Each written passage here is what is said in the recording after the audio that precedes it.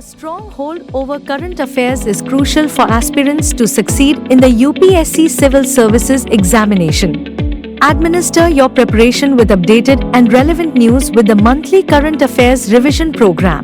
Starting from 20th September at 5 p.m., the 60 dedicated classes offer detailed topic-wise coverage of important news compiled through authentic sources such as The Hindu, Indian Express, PIB, Yojana among others. Enhance your knowledge with up-to-date contextual understanding of all current affairs, expert support through personal mentoring, assessment through MCQs and mains-oriented questions, doubt-clearing sessions, student portal access.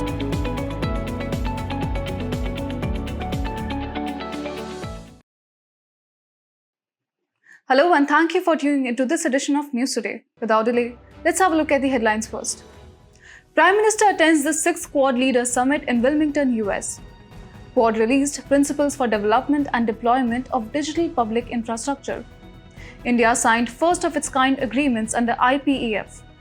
Union Cabinet approved continuation of integrated development of wildlife habitats. NGT orders classification of Nainital town based on carrying capacity and environmental sensitivity. Ministry of Rural Development hosted the National Conclave on Gender Mainstreaming. In our first news, Prime Minister Narendra Modi attended the 6th Quad Leaders Summit in Wilmington, USA, where the Quad reaffirmed its role as a force for global good. At the summit, the leaders adopted the Quad Wilmington Declaration, a roadmap that aims to further group's agenda in various areas of global significance. Let's begin with the key announcements from the declaration. One of the major highlights is in the area of health security, the launch of the Quad Cancer Moonshot. This initiative is aimed at saving lives in the Indo-Pacific region by focusing on the fight against cervical cancer. Moving towards infrastructure, the Quad has also introduced the Quad Ports of the Future Partnership. This collaboration is designed to harness the collective expertise of the Quad members to support the development of sustainable port infrastructure. Shifting our focus to technology, the declaration saw the introduction of a semiconductor supply chains Contingency Network Memorandum of Cooperation. This initiative aims to enhance the resilience of the Quad's semiconductor supply chains, ensuring that this critical technology is robust and secure. On the climate front, the Quad emphasized its commitment to clean energy by pledging to boost energy efficiency. A notable initiative is the deployment and manufacturing of high-efficiency affordable cooling systems in the region, a key step towards addressing both climate change and energy demand. Now, let's talk about space. India has taken the lead with the establishment of a space-based web portal for Mauritius. This initiative supports the concept of open science for space-based monitoring of extreme weather events and climate impact, aligning with the Quad's shared interest in climate resilience. Turning to maritime security, the summit brought forward two significant initiatives. First is the Maritime Initiative for Training in the Indo-Pacific or METRI to maximize tools provided through Indo-Pacific Partnership for Maritime Domain Awareness, announced in the year 2022, and other Quad initiatives. The second is the Quad at Sea Ship Observer Mission, slated for 2025, which aims to enhance interoperability and advance maritime safety across the region. Now, for those wondering what the Quad is, let's take a quick look. The Quadrilateral Security Dialogue, commonly referred to as the Quad, is a diplomatic partnership between Australia, India, Japan, and the United States. It is not a military alliance but is committed to supporting an open, stable, and prosperous Indo-Pacific, one that is inclusive and resilient in the face of challenges. As for the key summits, the Quad Leaders Summits and Foreign Ministers Meeting are held on an annual basis. In the coming future, the Quad Leaders Summit 2025 will be hosted by India. In a move that underscores the growing importance of digitalization in global development, the Quad nations comprising the US, India, Japan, and Australia have released their Principles for the Development and Deployment of Digital Public Infrastructure. These principles aim to harness the power of digital technologies, transform societies, and help achieve the UN 2030 Agenda for Sustainable Development. So what exactly is DPI? It refers to digital networks that allow countries to safely and efficiently deliver economic opportunities and social services to all their citizens. Just as roads connect people and provide access to goods and services, DPI forms a digital network that facilitates similar connections on an economic and social scale. A prime example of this is India's own DPI, known as the India Stack. The Court's principles for DPI focus on several key aspects. First, inclusivity, ensuring that all economic, technical, and social barriers are eliminated while also preventing algorithmic bias and empowering end users. Collaboration, facilitating user-centric solutions and enabling innovators to create new services that can be adopted by a wide range of users. Modularity and extensibility, building systems with modular architecture that can easily adapt to future changes without significant disruption. Fourth is scalability, designing infrastructure that can accommodate sudden increases in demand without compromising functionality. And fifth, sustainability, providing long-term financial and technological support to maintain and grow digital systems. Other principles include interoperability, respect for human rights, trust, transparency, and ensuring security and privacy for users. In addition to these principles, there are other global initiatives aimed at supporting DPI. Notably, under India's G20 presidency in 2023, the One Future Alliance was introduced to build capacity for DPI implementation in low and middle-income countries. India also launched the Global DPI Repository Portal, and a Social Impact Fund was announced to accelerate DPI adoption across the Global South. International organizations such as the World Bank, UNDP, and philanthropic institutions like the Gates Foundation are also stepping up, creating specialized programs to boost DPI development globally. In a prominent development, India has recently signed first-of-its-kind agreements under the Indo-Pacific Economic Framework for Prosperity. The agreements focus on key areas such as clean economy, fair economy, and an overarching IPEF arrangement aimed at boosting regional cooperation and economic integration. The Indo-Pacific Economic Framework, or IPEF, is structured around 4 pillars: trade, supply chain resilience, clean economy, and fair economy. India has ratified agreement on supply chain resilience, or Pillar 2, in February 2024 and has maintained an observer status in Pillar 1. Under the Clean Economy Agreement, or Pillar 3, India is set to collaborate on the development and deployment of clean energy technologies, which will enhance energy security, climate resilience, and emission reduction efforts. The agreement will also unlock investments and build capacity, particularly for Indian MSMEs, helping them integrate into global value chains through initiatives like the IPEF Catalytic Capital Fund and IPEF Accelerator. The Fair Economy Agreement, or Pillar 4, focuses on promoting transparency and a predictable trade environment. It emphasizes combating corruption, improving tax transparency, and enhancing cooperation in areas such as asset recovery and cross-border investigations. This aims to strengthen India's economic governance and attract more investments. Additionally, India has also signed an overarching IPEF agreement, which establishes high-level political oversight to ensure sustained cooperation and governance across all IPEF agreements. This formal mechanism provides identity to the IPEF partnership and enhances India's integration into regional and global supply chains. Launched in 2022, the IPEF includes 14 member countries such as the US, Japan, Australia, and others, all aiming to foster economic growth and stability in the Indo-Pacific region. Notable initiatives under IPEF include the IPEF Upskilling Initiative for Women and Girls. Second is Critical Mineral Dialogue, aimed at securing sustainable supply chains. Few others are Tech Council, Cooperative Work Program, and more.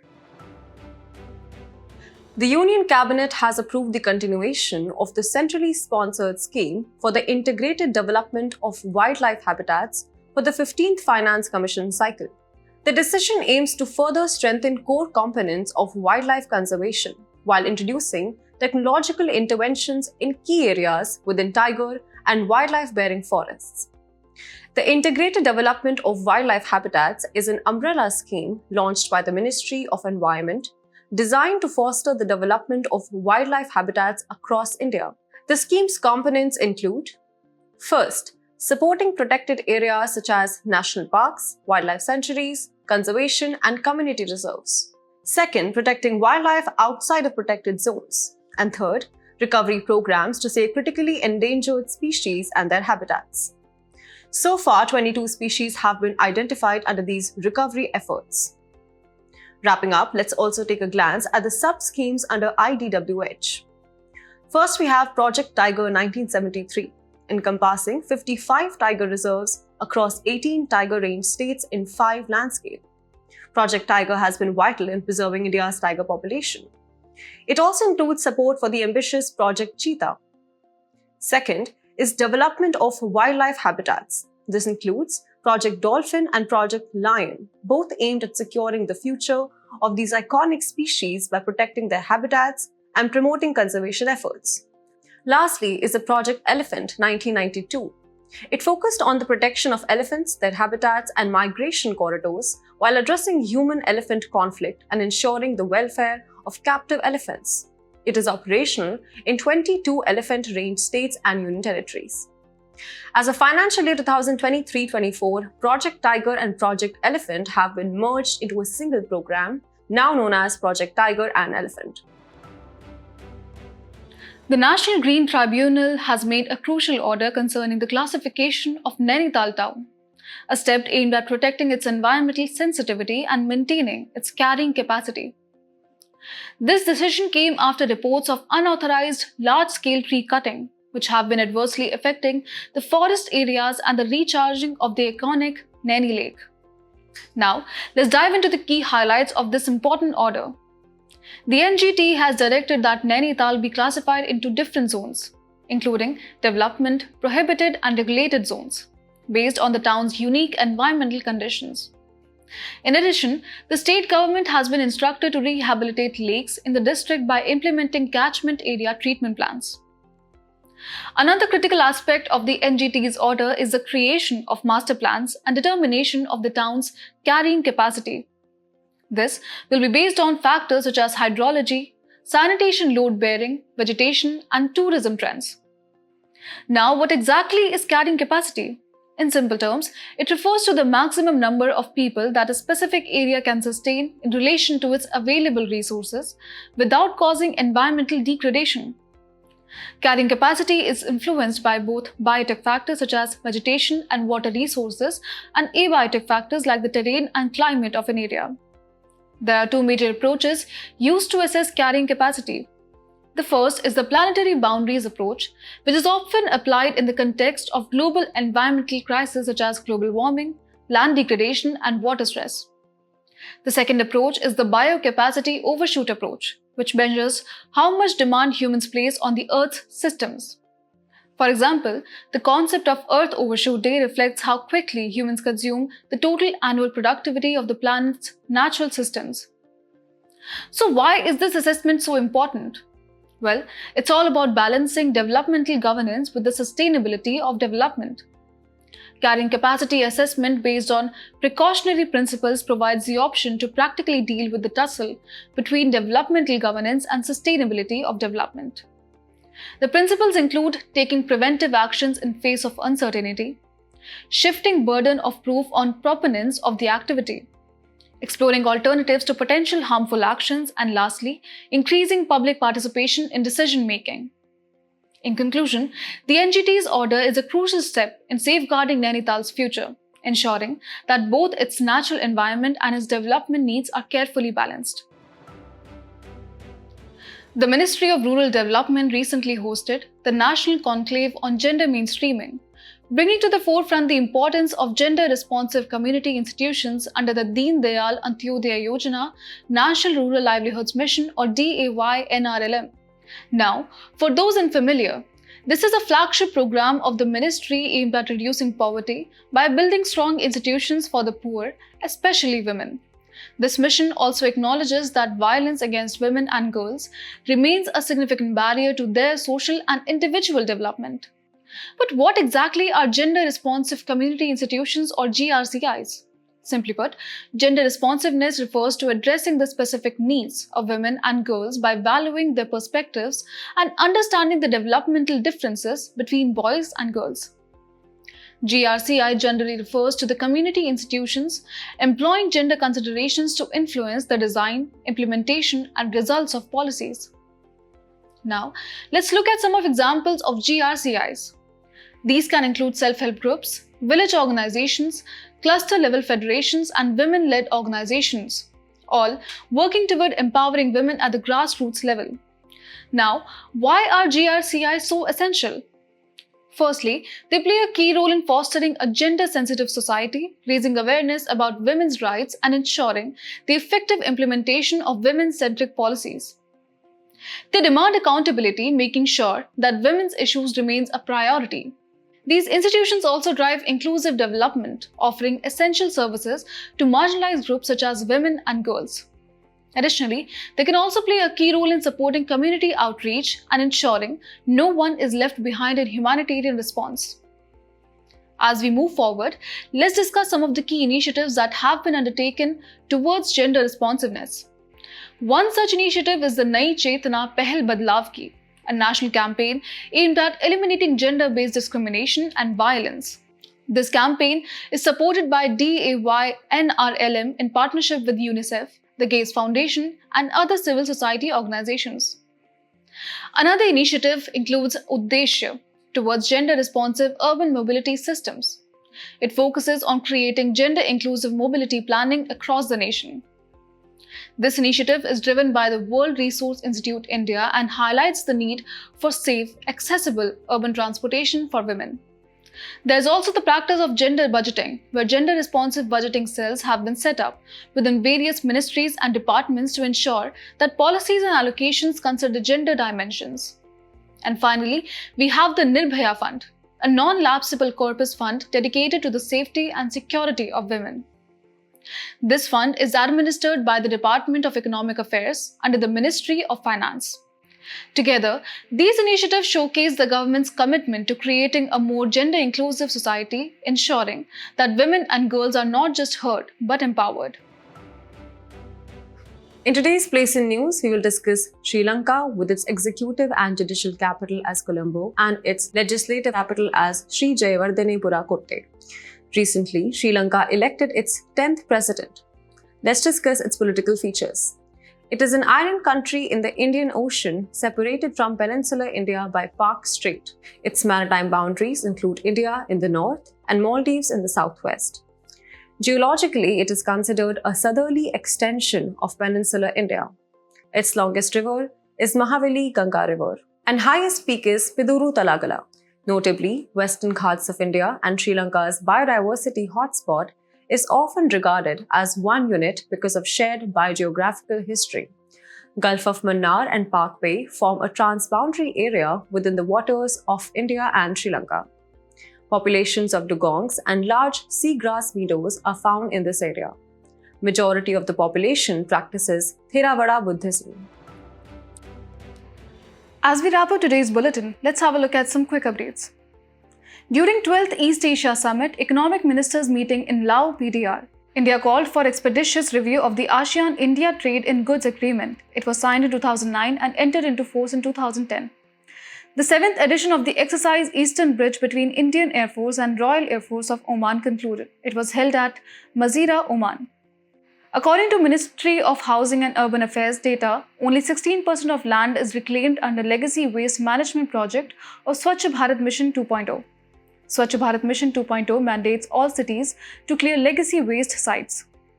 Ministry of Education and Ministry of Health and Family Welfare jointly issued an advisory to all states and union territories for the rigorous implementation of the TOFEI manual in line with COT-PA 2003. Tobacco-Free Education Institution was launched as part of the National Tobacco Control Program. Comprehensive Test Ban Treaty Organization is holding a workshop for scientists on using infrasound for monitoring nuclear tests with the industry. Set up in 1996, CTBTO is an interim organization tasked with building up the verification regime of the CTBT, in which India is not a signatory. A CSIR-CLRI study has found that nanozymes can ensure collagen's integrity and enhance resistance to enzymatic degradation. Collagen is the most abundant protein in the human body. It is found in the bones, skin, muscles, and tendons. Recently, Indian contingent won gold in both open and women's category at the 45th International Chess Federation Olympiad. It was organized in Budapest, Hungary. The 44th Chess Olympiad took place for the first time in India, Chennai.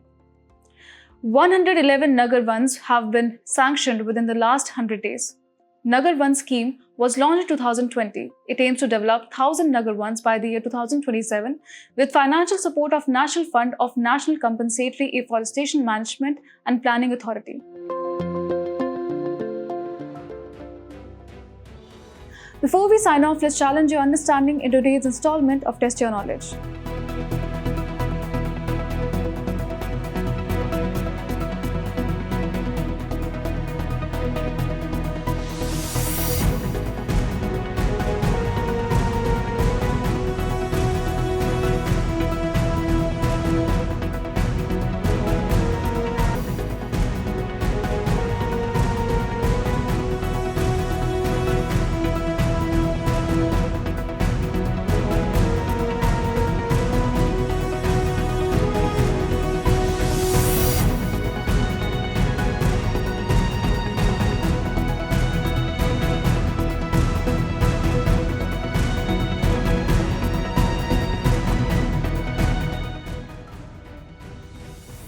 Thank you for joining us. We hope you found this episode of News Today engaging. For the solution to the quiz and to access the PDF version of News Today, remember to visit the provided links in the description below.